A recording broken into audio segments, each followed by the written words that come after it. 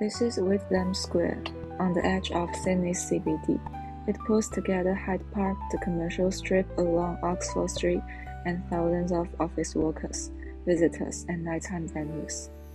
There are lots of cars and lots of people, but for someone who is actually walking, is this really a good intersection to move through?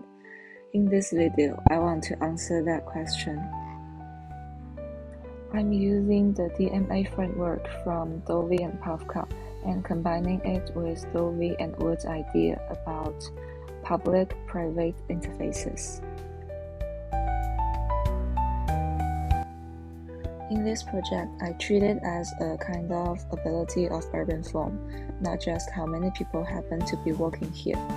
Density is about how many people, buildings, and activities are packed into this area. Mix is about how living, working, and visiting functions are woven together.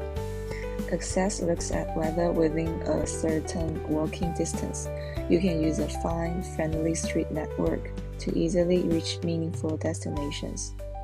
When these conditions stack up together, a city becomes the kind of place that actually invites people to walk.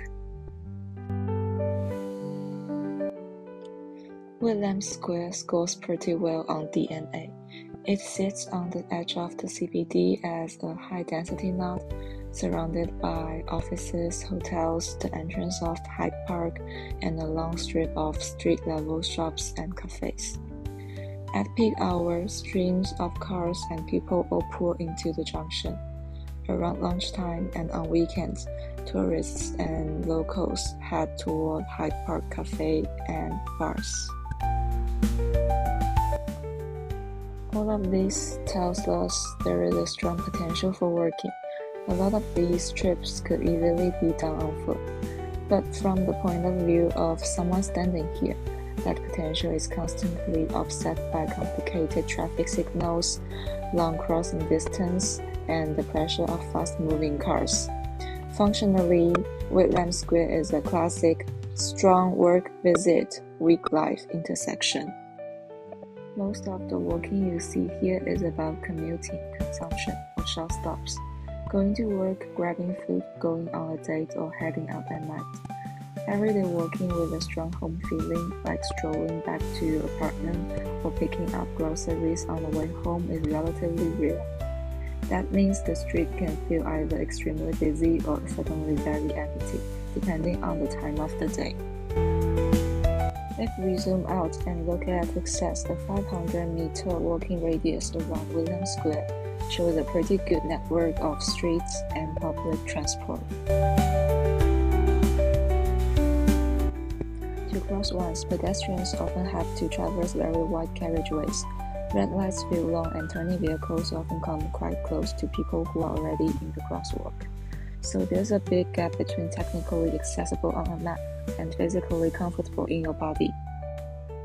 What we actually feel on the street is shaped by the public-private interface.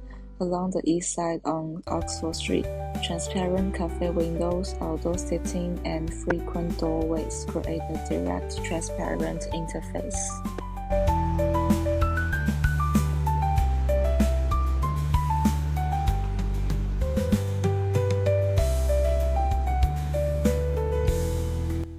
But on the western and southern edge, large office and hotel buildings set their entrances back, leaving driveways, parking ramps, and blank walls in front. Pedestrians squeeze along relatively narrow footpaths.